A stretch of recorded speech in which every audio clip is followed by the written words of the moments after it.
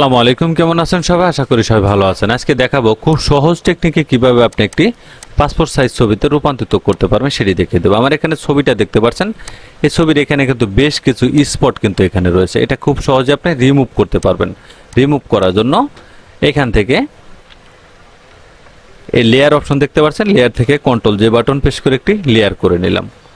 এখানে clone stamp টুল রয়েছে, এখানে হেলিং ব্রাশ টুল রয়েছে, এখানে spot healing brush tool, piece tool, content aware move tool দেখতে পাচ্ছেন। আমি এখানে স্পট হেলিং ব্রাশ টুলে ক্লিক করে দেব। এটা আমি ক্লোজ করে দিচ্ছি। এখন যদি আমি এখানে ঘষি তাহলে দেখবেন এই যে স্পটগুলো ছিল সেগুলো কিন্তু এখান থেকে রিমুভ হয়ে যাবে। দেখতে পাচ্ছেন স্পটগুলো কিন্তু এখান থেকে রিমুভ হয়ে গেছে। আমি ব্যাগে চলে যাচ্ছি, আবার পুনরায় দেখাচ্ছি। এখান থেকে স্পট রয়েছে। এখন হেলিং ব্রাশ টুলে চলে যাব। এখানে নরমাল রেখে দিয়ে কিবোর্ডের অল বাটন ধরেই কালারটা আপনি এখান থেকে নিয়ে নেবেন। এখন যদি আপনি ক্লিক করেন তাহলে দেখবেন যে স্পটগুলো ছিল সেটাগুলো কিন্তু এখান থেকে রিমুভ কিন্তু খুব সহজেই কিন্তু হয়ে যাবে। এভাবে কিন্তু আপনি এটা রিমুভটা করে নিতে পারেন। এখন এই যে ছবিটা রয়েছে, ছবিটাকে একটু সুন্দর করতে হবে। সুন্দর করার জন্য দুটি লেয়ার এক করব কন্ট্রোল ই বাটন প্রেস করে, এবং কি আরেকটি লেয়ার করব কন্ট্রোল জে বাটন প্রেস করে দিয়ে। এখন ছবিটাকে একটু কালার গ্রেডিং করে নিতে হবে এবং কি একটু সুন্দর করে নিতে হবে। এখানে কুইক সিলেকশন টুল, এখান থেকে আমি ছবির ফেসটাকে একটু মার্ক করে নিচ্ছি, কারণ আমি যখন কাজটা করব কাজটা আমার বাহির সাইডে চলে না যায়, সেজন্য আমি এটাকে ফেসটাকে একটু মার্ক করে নিলাম। মাউসের রাইট বাটন ক্লিক করে এখানে ফেদার অপশন, ফেদারটা অনেকেই বুঝেন না, আপনাকে দেখতে হবে ছবির রেজুলেশনটা কতটুক, এবং আমি দেখিয়ে দিচ্ছি। এখানে ফেদার আমি 10 দিয়ে দিলাম। দেখুন এখন এই যে ফেদারটা রয়েছে এটা কিন্তু একটু রাউন্ড হয়ে চলে আসছে, কারণ এটা ফেদার দেওয়ার কারণে। এই দেখুন এটা সোজা রয়েছে। এখন যদি আমি একটি ফেদার দিই, এখানে 10 রেখে ওকে করে দিই, তাহলে দেখুন একটু রাউন্ডে চলে আসছে। এখন এইটাকে যদি আপনি বেশি ফেদার দেন, সেক্ষেত্রে ধরুন আমি 30 দিয়ে দিলাম, এটা কিন্তু অনেকটাই কিন্তু এখানে রাউন্ড হয়ে গেছে। এটা বেশি দেওয়া যাবে না, আপনি অল্প দিতে পারেন। ছবির রেজুলেশনটা বুঝতে হবে, বুঝে তখন আপনি কম দিয়ে দিবেন। 10 দিয়ে দিচ্ছি। এখানে ব্রাশ টুলে চলে যাব। ব্রাশ টুল, মাউসের রাইট বাটন ক্লিক করে একটু ছোট বড় করে নেবেন, এবং কি থার্ড ব্র্যাকেট চেপে সেটা আপনি একটু ছোট বড় করে নিতে পারেন। এখানে কিবোর্ডের অল বাটন ধরে কালারটা নিয়ে নিব হালকা। এখান থেকে অপাসিটি আমি একটু কমিয়ে দিব। আমি ব্রাশ টুলে কাজ করি, অনেকে অনেক কিছু বলে থাকেন, আমি দেখেন সাধারণভাবে কিভাবে ছবিটা একটু সুন্দর করে নিচ্ছি।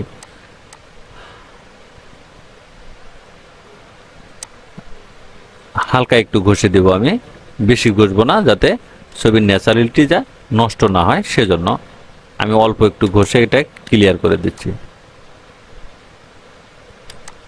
যাতে দেখতে একটু ভালো লাগে। সেজন্য এখানে ডাস্ট থাকবে, ডাস্টগুলো একটু রিমুভ করে দেব। শুধু এখানে গলার নিচে রয়েছে, এটাকে একটু ভ্যানিশ করে দিচ্ছি আমি এভাবে।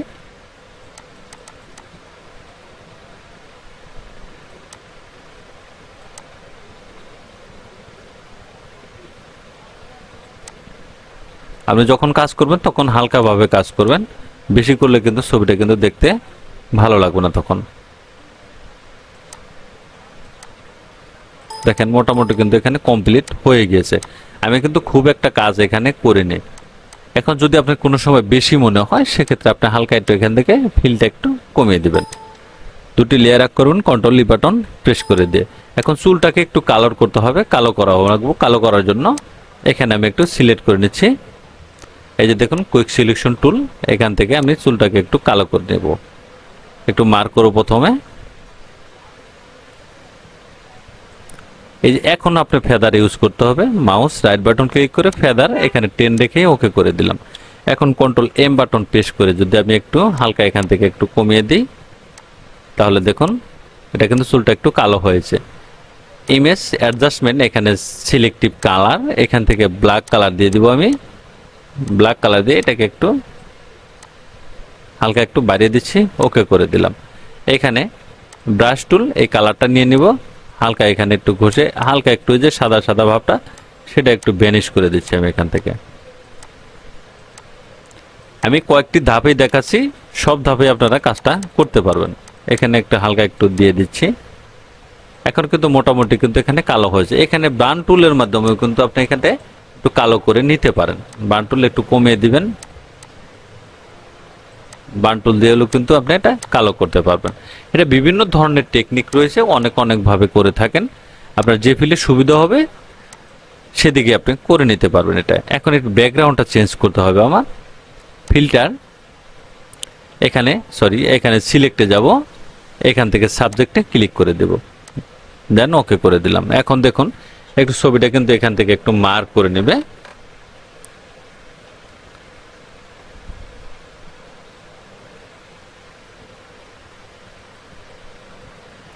দেখুন ছবিটা কিন্তু একটু মার্ক করে নিয়েছে। এখন control shift I button press করে দিয়ে ডিলিট বাটন প্রেস করে দিয়ে এখানে কালার দিয়ে দিব। এখানে যে কোনো কালার আপনি চুজ করে দিবেন, দেন ওকে করে দিলাম, এন্টার বাটন প্রেস করে দিচ্ছি। এটা দেখুন এভাবে কিন্তু কালারটা চেঞ্জ হয়ে গেছে। এখন আপনি এইটাকে এই অপশনে না গিয়ে অল্ট ব্যাক স্পেস যদি আপনি প্রেস করেন তাহলে দেখবেন এই কালারটা কিন্তু চেঞ্জ হয়ে যাবে।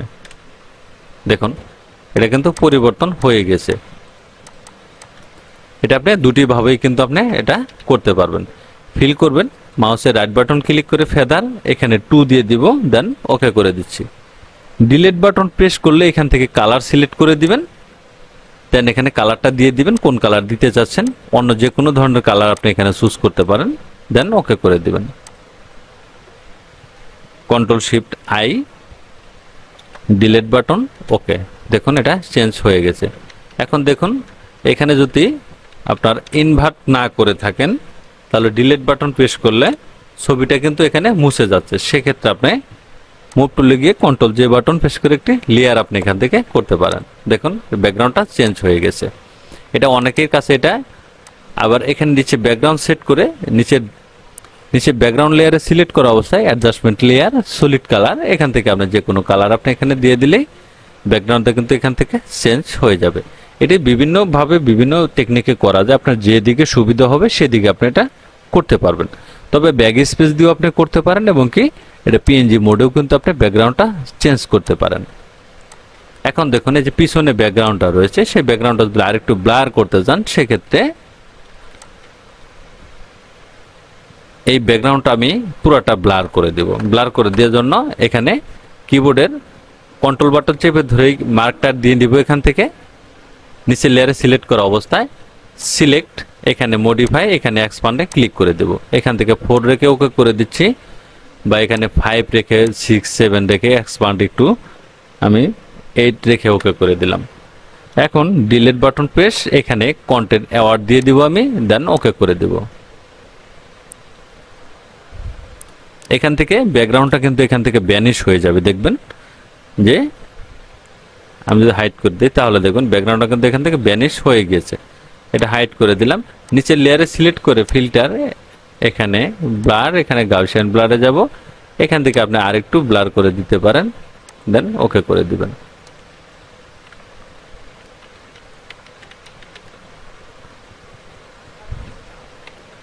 সিলেক্ট উঠে দিলাম, কন্ট্রোল ডি বাটন প্রেস করে ফিল্টার, এখানে ব্লার, এখানে গাউসিয়ান ব্লার দেব।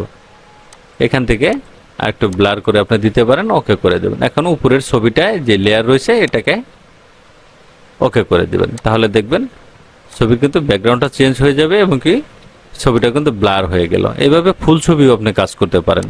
ব্যাকগ্রাউন্ড দিয়ে দিলাম, ব্যাকগ্রাউন্ড এখানে অ্যাডজাস্ট হয়ে যাবে। এখন আপনি ক্রপ টুলের মাধ্যমে আপনার সাইজ অনুযায়ী ছবিটাকে আপনি ক্রপ করে দিতে পারেন। সবটি লেয়ার এক করব, কন্ট্রোল ই বাটন প্রেস করে দিয়ে এখন কালার গ্রেডিংটা একটু ঠিক করে নিতে হবে। ফিল্টারে যাব, এখানে ক্যামেরা র ফিল্টারে ক্লিক করে দেব। এখন এইখান থেকে ছবিটা একটু ঘোলাটে ভাব যদি থাকে সেক্ষেত্রে একটু টেক্সচারটা বাড়িয়ে দিবেন। এখান থেকে দেখুন টেক্সচার রয়েছে, এটা যদি একটু বাড়িয়ে দিই তাহলে দেখবেন ছবিটা কিন্তু একটু চকচকে ভাব হয়ে যাবে। হালকা একটু দিব, এখান থেকে একটু দিচ্ছি। এখান থেকে আপনি দেখে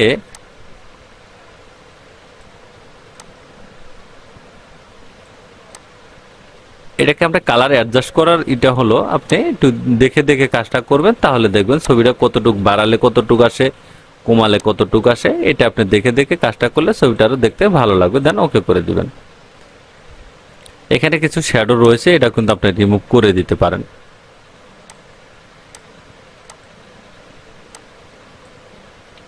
মাউসের রাইট বাটন ক্লিক করবেন, ফেদার এখানে 2 রেখে ওকে করে দিবেন, অল ব্যাক স্পেস দুবার প্রেস করে দিবেন।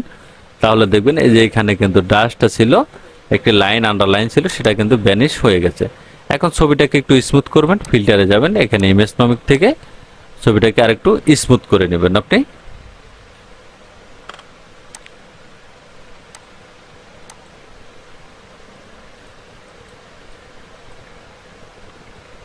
এখান থেকে ছবিটাকে আপনার একটু স্ট্রং ভাবে একটু স্মুথ করে নেবেন। এই প্লাগইনটা কিভাবে অ্যাড করবেন অন্য একটি ভিডিও রয়েছে, সেই ভিডিওতে আপনারা দেখে আসবেন কিভাবে প্লাগইন অ্যাড করতে হয়। এখন দেখুন ছবিটা কিন্তু পারফেক্টভাবে হয়ে গিয়েছে। এখন আমি ক্রপ টুলে আমি পাসপোর্ট সাইজ ছবির মেজারমেন্টটা এখানে দিয়ে দিচ্ছি 40 mm, এখানে 50